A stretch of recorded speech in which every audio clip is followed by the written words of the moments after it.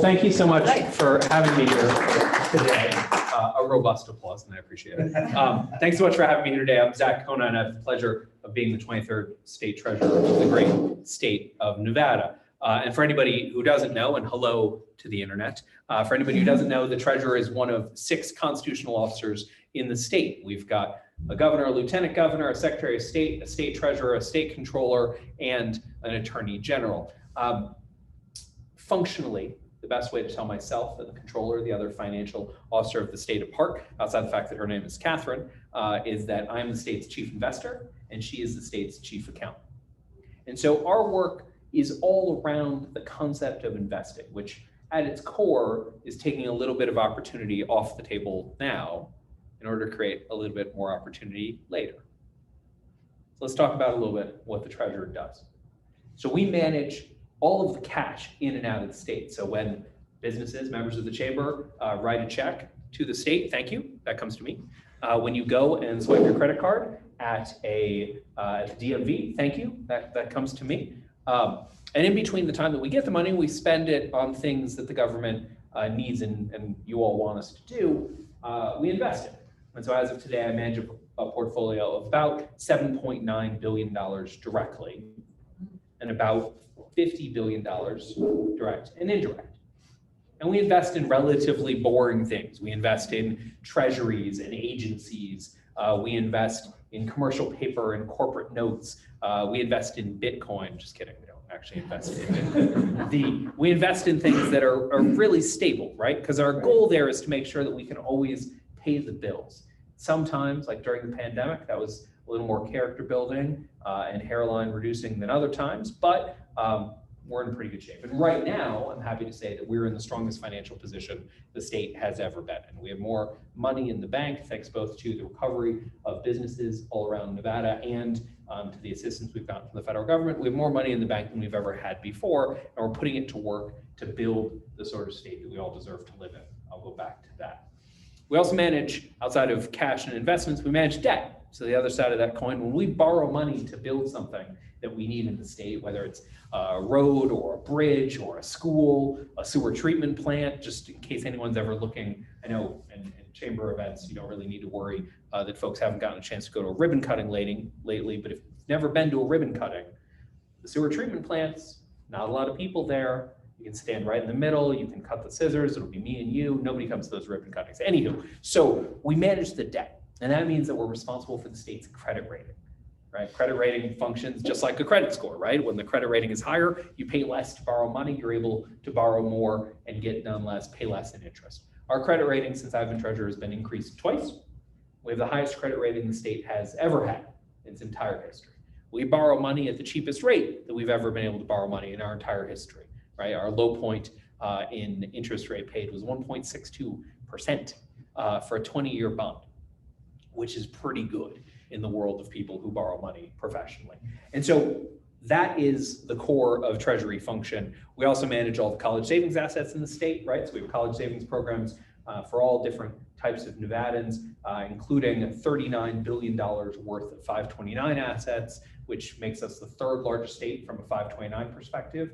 We're the 31st largest state for population. Unfortunately, that's not because Nevadans are more prepared for college than any other state. It's because our programs are so good, people from other states come to invest here. We charge them for the privilege, we give that money back to Nevadans. I should mention the Treasury is one of only a few government agencies that makes a profit. We're the only government agency that makes a profit all the time, right? And when we do that, of course, that's less that we have to take in taxes to provide the services that we provide. We also manage unclaimed property. Unclaimed property is a fun government party trick. I would give you all the address for the website to check out, but if I do that, I will lose every single person in the room as people check for their unclaimed property. We have returned $190 million of unclaimed property in the last 3 years and 9 months. I got some. She got some, perfect. Mostly actually to you, which was a surprising amount of money for one person losing. We'll talk later. The IRS has all sorts of questions. Yeah, $800, it's real money, right?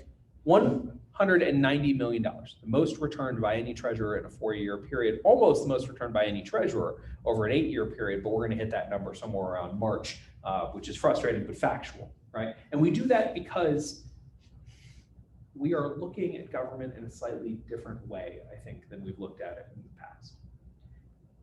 Government isn't malicious. It is occasionally apathetic. Of course, when you've got apathy at the scale of government, it can be malicious.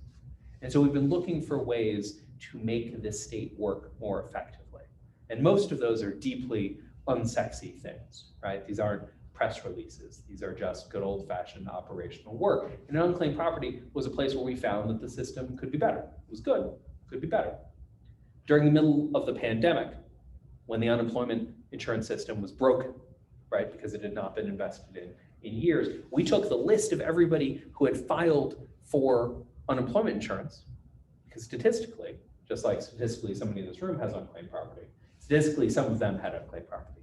So we took the list of everybody who had filed for unemployment insurance and the list of everybody who had unclaimed property. We pushed those lists together, and we found that $10.2 million of unclaimed property was owed to people who had lost their jobs. So we got really excited, right? We're socially distancing, high fives, we're yelling into our masks. We're really excited. And so we kept the Attorney General's office in the loop, which we often do in things like this because we've never done them before. That happens a lot, and I don't want to end up in jail. So we said, hey, we're going to send checks to these people. Isn't that great? And they said, well, that's not really how it works. Under the law, people come to us and say, hey, that's my unclaimed property, and then we can return it to them. It is a receptive system. It was designed as a maze, keep people away from their money, just like the unemployment insurance system was designed as a maze, keep people away from their benefits. Okay, so we backed up, and instead of sending out $10.2 million worth of checks, we sent out 14,000 letters. And nobody came back. Nobody, in the first round, nobody came back and asked for the money. I asked my wife, I said, like, what am I missing here? My wife happens to be smarter and better looking than I am, but if we can keep the second thing to ourselves, that'd be great. And she's like, so imagine this, you've lost your job. You're waiting for the government to provide the thing that it said it was going to provide to you. It's taking longer than it should. And you get a letter from an office of the government that you've never heard of, signed by a person you've never heard of, telling you to go to a website you've never heard of, put in your social security number, and we're going to send you money. Like, why do you think no one isn't responding to this? And so we started doing a little handwriting, right? Crossing out, hey, Ann, this is Zach Conine. I'm your state treasurer. Sorry that you lost your job. We have some of your money. You can Google unclaimed property, right? This is not a scam. And we returned a couple of $1 million, a little bit over $2 million. Great. But then we changed the law. So now, if we have the sort of information we had, we can send checks, because that's what the government should be doing. We should be looking for those areas to get better at a thing over time, to change those mazes into funnels, to make sure that the services that you all pay for are actually provided in the most effective way possible. Now, when the pandemic started, most crises have three sort of determinable, definite parts: the health response, the economic response, and then either an economic recovery or the other thing, which we try not to say out loud. When the pandemic started, we stayed really far away from the health response for two reasons. One, I don't like blood or needles or anything like that. And two, is anybody on social media, Twitter or Facebook, things like that, right? Okay, all right. Okay. So you might have noticed right at the beginning of the pandemic that almost everyone became an epidemiologist overnight. And so we figured, look, that's handled. There's hundreds of people now who are scientists. They're going to handle the health part. We'll deal with economics. And so we looked at the last crisis. We talked to people who were around in government during 2008 through 2012, and we realized, okay, we've got some things that we need to make sure don't happen again. One of them was housing. In Nevada, housing instability is economic instability. We have a government that is funded by people choosing to consume, to go and gamble, to go to an event, to buy something, right?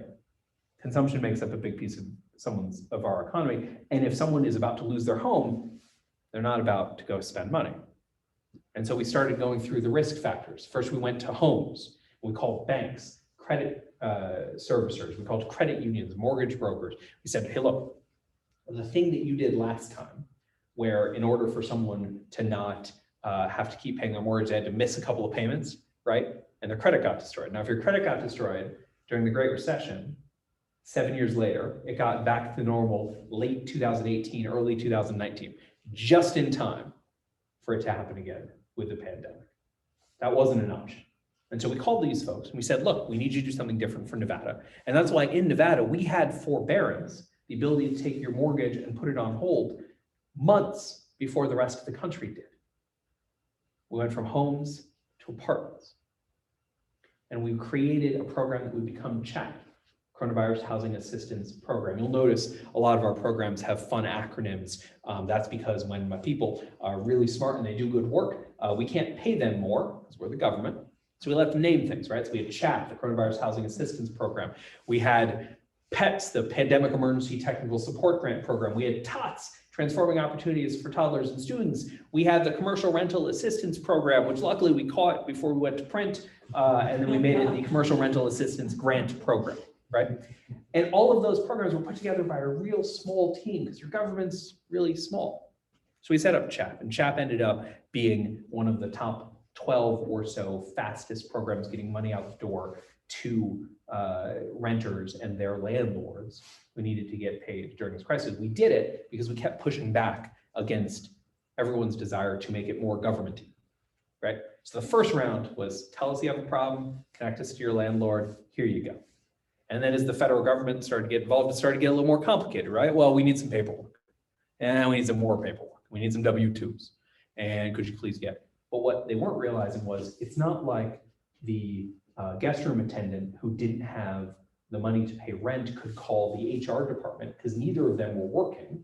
That person might have lost their job too to get a W-2. And so we ended up calling the federal treasury and saying, look, if you don't change these rules, none of this money is going to get out the door.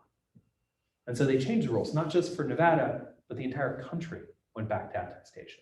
So we've been able to get that out from homeowners to renters to small businesses. We looked at the first round of the PPP program. First round of the PPP program was AMAZE, the Paycheck Protection Program. It went to people who look like me and people who have the access to capital that I have, existing banking relationships, right?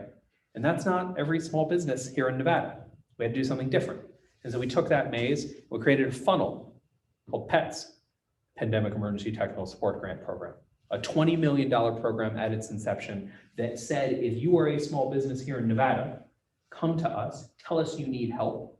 And luckily we had the chambers to help us get the word out about this. Come to us if you need help, get it. We opened that program on October 19th, about 8:30 in the morning. About 90 minutes later, we had $20 million worth of applications. By the end of the day, we had $50 million of applications. When we shut it down 4 days later, we had $150 million worth of applications for a $20 million program. That is, in our parlance, a problem.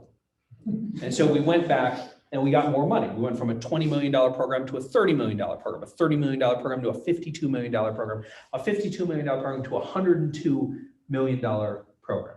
The largest small business grant program in the state of Nevada, and it's not close. And we ran it with 4 people and a spreadsheet. And we did that because your government is small. It's not like there's a whole bunch of people working in government.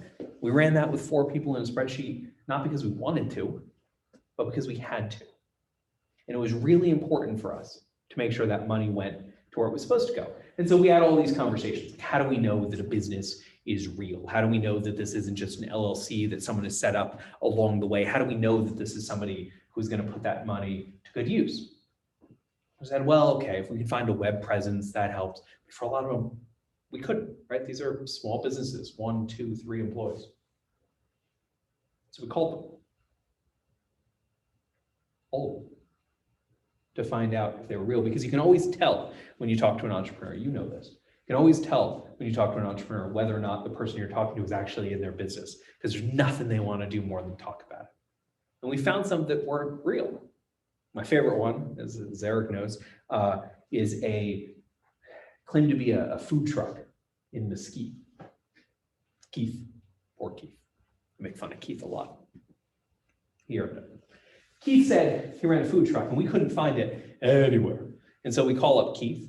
And I said, Keith, tell me about your business. Oh, it's a food truck in Mesquite. Oh, that's cool, Keith. What kind of food truck? Oh, we make barbecue. Neat. Like, I'd love to come check it out, Keith. Like, where do you go? Well, I'm at events and we're not at events right now because, it's a pandemic. And I was like, oh, okay, Keith. Well, can I come see your truck, right? Like, I used to be in food service. I like the layout of a food truck. Can I come check it out? It's like, no, it's in the shop. Can't really see it. Okay, Keith. Well, how do people find you, right? I can't find you on the internet. I don't believe in the internet. Like you're agnostic about the internet or you don't like it? Okay, Keith. Well, how do people find out about you? Well, it's all word of mouth. Everybody knows who we are. Side note, nobody knew who Keith was. And so, when you're talking to somebody and you're not sure exactly why, but you get that feeling in your stomach, right? That you're being bullshitted, right? A feeling that you should not have right now, just for the record.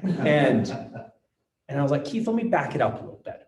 And I should have mentioned this at the beginning. I got a little game in this place. I grew up in a small town in upstate New York. I went to the Cornell Hotel School. I came out, came out, worked in Laughlin for a little bit, ended up running a joint in downtown Las Vegas called the Golden Nugget for a while, spent some time in finance, opened about 30 odd restaurants, different brands, started my own company, had a few hundred employees under management. I have some idea of what happens in a commercial kitchen. I said, Keith, let me back up for a second. Keith, how do you make your brisket? And Keith's like, what do you mean? How do you make your brisket, Keith? Keith's like, why are you using oven? I was like, no, Keith. How do you make your brisket? Do you use an oven? Okay. Do you braise it first or not? Do you use a wet rub or a dry rub? How long do you cook it? At what temperature do you know it's done? Do you smoke it? And if so, what sort of wood do you use? What kind of cut of meat do you use to make your brisket, Keith? Where is that cut of meat on the animal? What kind of animal is it, Keith? Keith could answer the question. And so we did not.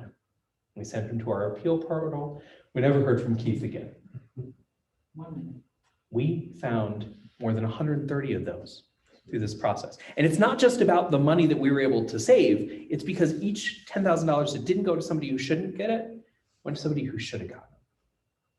When government works well, we make it easier for everybody to be successful. We have focused on that in the Treasury as much as possible. We've done it for 3 years and 9 months. We'd like to do it for 4 more because there are plenty of things that still need to be done. Thank you so much for having me.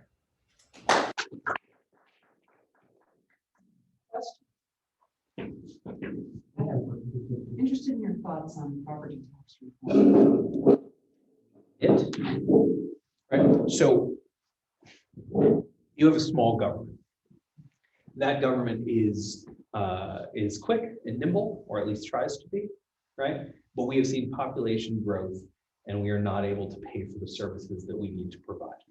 And what happens when we don't deal with problems like that is that over time, they compound, right?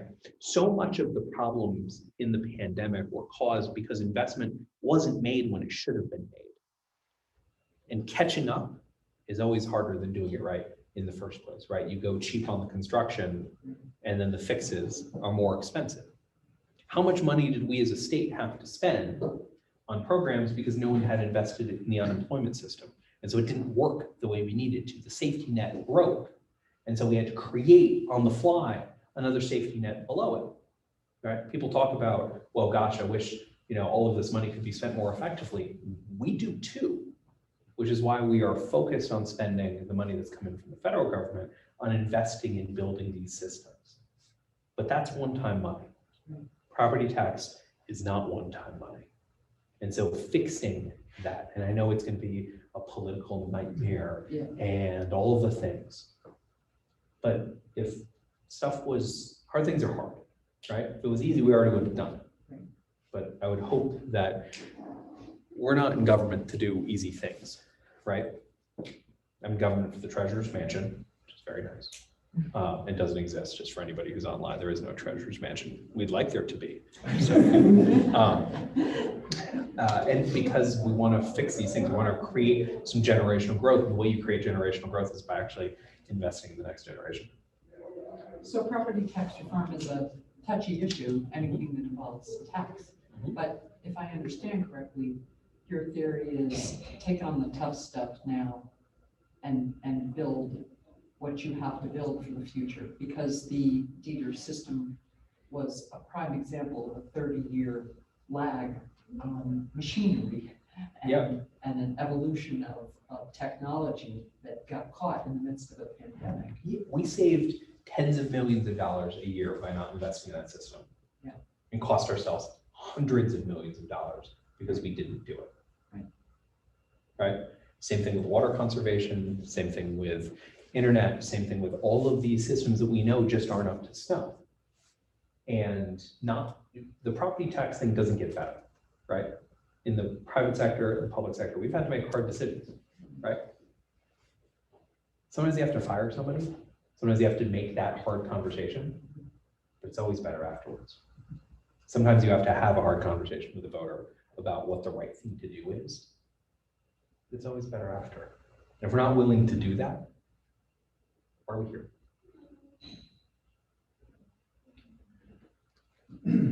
What are your thoughts on investing the state's money into small businesses and higher risk startup type domestic corporations?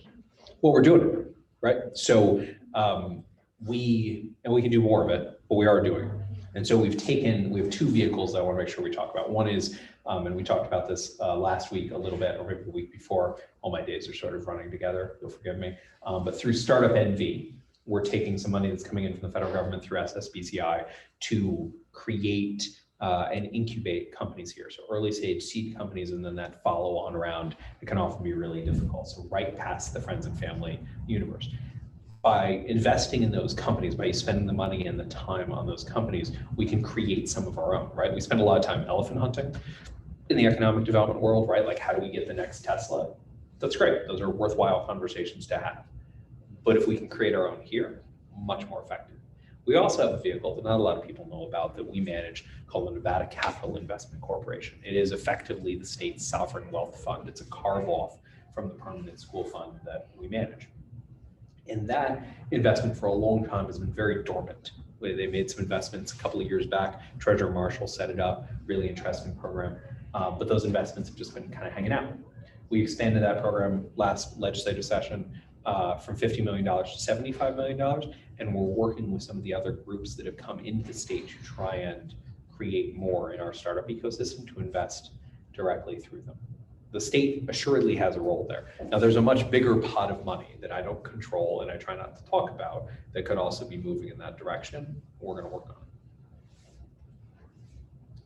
So the small business doesn't necessarily have to rely on the SBA. They can reach out to your office and find opportunities as well. Yeah, and I think they're all different kinds of capital, right? So the SBA does a thing really well, but they do that thing. And SBA capital does not make sense for a lot of businesses that are pre-revenue. SBA does not make a lot of sense for businesses that don't have capital expenses, right? Like SBA is not great operating capital almost ever, right? And so we think different businesses have different tools. We're always happy. You can send them to us. You can send them to the Lieutenant Governor's Small Business Council, which we helped get passed and funded. Those resources are out there. I think the most important thing that we always tell small businesses when they're trying to start here and trying to find help is to ask the chambers about, hey, what's out there? How can I find out? Because government, a lot of times, and we found this out in the listening tour, right? When we went around and we asked over 123 meetings, including one right in this room, how can we best invest this one-time money that's coming from the federal government? One of the things we found, we heard a lot of the same stuff: housing, internet, help for small businesses, mental health, right? Access to healthcare providers. We heard a lot of that. But we would also hear this sort of segment of question where they said, I really wish the government would do X, Y, Z. It'd be really helpful if the government did X, Y, Z. And we'd finish the meeting kind of like all huddle back up and be like, I think we do that. And then we'd look and we would, right? We had a meeting with a bunch of veterans. And then one of the veterans said, I wish there was a place I could go that did X, Y, Z. And I would really think, God, that would be so useful for me. I wish it existed. And we got off, and the former director of Veterans Affairs, Director Miller, was like, we have that in Southern Nevada. And so we connected back with the gentleman. He said, sir, we think that's here. It's right here, right? Like, here's where it is on the map. And he said, oh, I'm 3 blocks away. But we just hadn't, the data was there, the work was there, it was being paid for, you were all paying for it, but it hadn't connected to the person. And so there's always a value in folks reaching out to their government and saying, hey, I need this, because a lot of times this exists. Do you think it's important to get all state employees back into the offices? I don't. And I think that for two reasons. One, if there's one thing that we learned during the pandemic, it's that certain functions are able to be performed from anywhere, right? And what we spend on time and productivity moving from place to place simply to be back in a physical place is oftentimes not worth it. We had some departments that actually sped up in productivity, were more productive working from home through VPNs, which are by definition slower systems, than they did in the office. That's a larger comment about workplace and yada, yada, yada. But we found some increased productivity. Here's the other thing. The state does not pay its employees what they could make in the private sector, and it's not close. And so in order for us to be competitive, attracting talent to work in the state, we are going to need to be flexible in a way that we haven't been flexible before. And I look at other states and what they're doing, whether they're red states or blue states, and how they've kind of adopted these new things. When a crisis hits, you have to look at the way you've been doing business a little bit differently because you don't have the luxury of doing it the same way, right? The process that had 7 people signing off and they had to do it in wedding signatures makes a lot less sense when you can't. Remember when we were like using Lysol wipes on like bags of chips, right? So imagine using a Lysol wipe on like a bond document. Not super effective, right? And so you start doing things differently. And then after it, you have to go back and ask yourself, was the thing I was doing in the first place actually adding value or just taking time? Working from home for some people in some jobs is going to be a solution for us in order to be able to hire. It's going to be a solution for us in order to be able to find talent that maybe wouldn't be able to do it. It's going to be a solution for us for a government that's based in Carson City with a majority of the population based in other parts of the state, right? Like we have to evolve here. We can't just say, okay, well, pandemic's done, that was something, and then go back to doing everything we were doing before. That would be an absolute miss, just a massive, massive miss for productivity. What do you see as 1 or 2 things that you want to accomplish if you're reelected? What's the goal for the next 4 years? So 2 things, right? We've got a couple of bills that we're going to work on in the next legislative session, including something that we heard about a lot on the listening tour, which was bringing medical healthcare, optometrists, dentists to communities where they're underserved, either underserved because there, say, isn't a dentist in that community, or underserved because people have to wait too long in taxes. And we're doing that through a loan repayment program that's very targeted, right, towards a certain type of service. I want to make sure that gets done. We've got a bill on baby bonds to have that conversation about how we can create generational wealth in the most effective way possible, right? And again, this gets into investing in the hard things now as opposed to later, because we know there are people in the population who are born in poverty and will die in poverty and will be users of the social safety net all the way through their lives. And if there's something we can do to change the trajectory of that kiddo, right? Even if not everybody comes out of it, but we're able to really move folks from poverty to not poverty. The long-term benefits of that long-term investment, right, taking a little bit off the table now to create more later, is astronomical. So there's things like that. There's new ideas that we want to make sure happen. The other thing is we have just uncovered and been through a massive stress test as to where the government is good and where we perhaps are lacking. There's a quote I like a lot. Eric's tired of it. Governor does not like it. He's not here, which is, it's a Charlie Munger line. And he says, when the tide goes out, you can see who's wearing a swimsuit, right? We found ourselves with a lot of systems and a lot of processes naked in the surf. And every time when the state goes through a crisis like this, we all say, treasurers before me, governors before us, we all say, never again, right? We're going to build the state that we deserve to live in. We're going to fix these things so that next time there's a crisis, it doesn't require the resiliency of all of you to get us through it. Right? We say, like, Nevada's going to get through because our people are resilient. We wouldn't have to be so resilient if the government did what it needed to do. But here's what happens. We see exactly what we're seeing right now. Revenues start to come back. People start gaming again. They're happy to be here, right? Businesses are humming, people are back to work, yada, yada, yada. And what do? You focus on the good stuff. You don't focus on the fact that you're down for the night. We're a gambling state. Focus on the last bet. Just made a bunch of money, everything's great. And we don't fix the problem. The tide comes back in, but we never put on a swimsuit. There is no way in hell I'm gonna let that happen. And so we get to spend 4 years taking all of these things that we saw that were broken and fixing them so that we don't have to deal with that again. We can deal with something else. And you wonder, like, how do we move off of being 49th or 50th in education? By fixing something.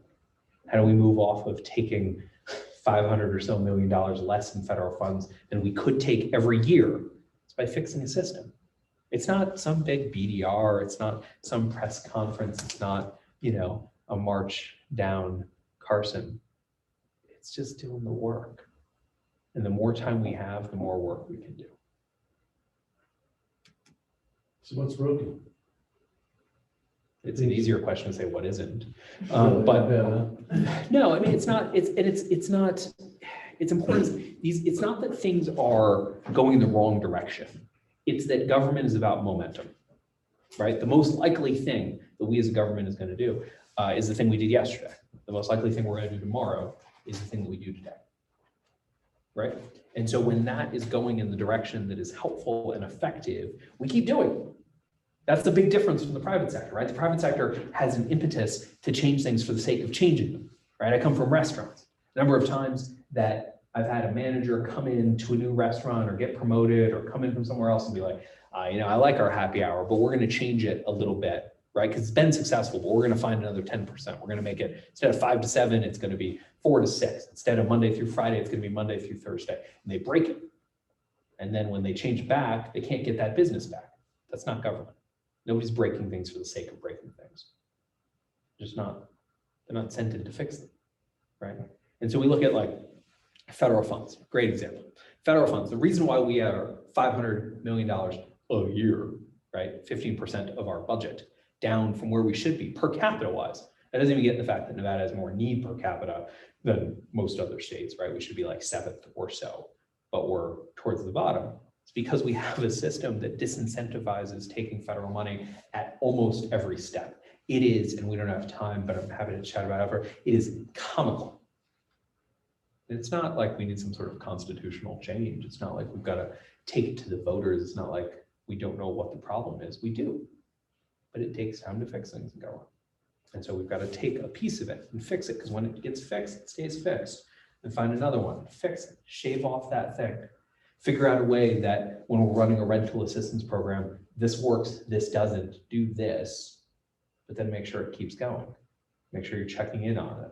And it hasn't somehow, that the world hasn't moved under the problem, right? So now this, what was a solution is now not a solution. It's deeply, deeply sexy. But it matters, right? It matters. Well, time is up, All right. but I've learned a lot. Thank you. Thank you so much for having me. Yeah. Okay, thank you.